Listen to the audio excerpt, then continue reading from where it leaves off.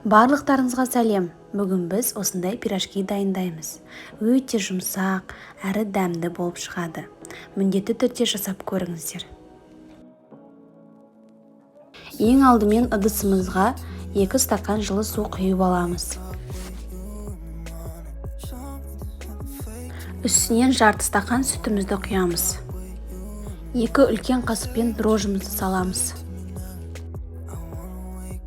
Үлкен қасықпен 1 қасық қантымызды саламыз. Барлығын біркелкі араластырып аламыз. Және үлкен қасықпен 3 қасық сұйық май құямыз. Ұнымызды аз-аздан қоса отырып, жұмсақ қамыр илейміз. Ұнды көп қосып жібермеңіздер, қамырымыз қатты болып қалады.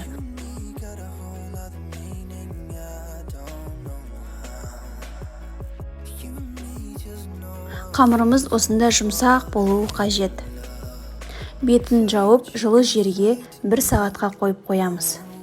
Қамырымыз 1 сағат тұрды. Енді осыны бірнеше бөліктерге бөліп, пирожкимізді жасайтын боламыз. Қамырымызды бірнеше бөліктерге бөліп, қатты жұқа қылдырмай, жайып, арасына начинкамызды салып пісіретін боламыз. Мен алдын ала пюрені дайындап қойдым. Картошканы пісіріп, тұз бұрышын салып дайындап қойдым.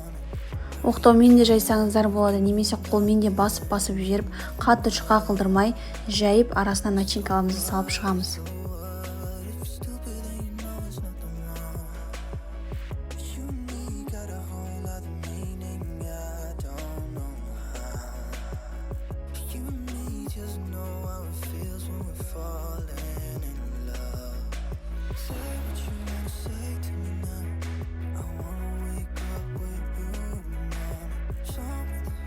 Дайын болған пирожкилерді қызып тұрған майда 2 жағынан аударып, қызартып, пісіріп аламыз.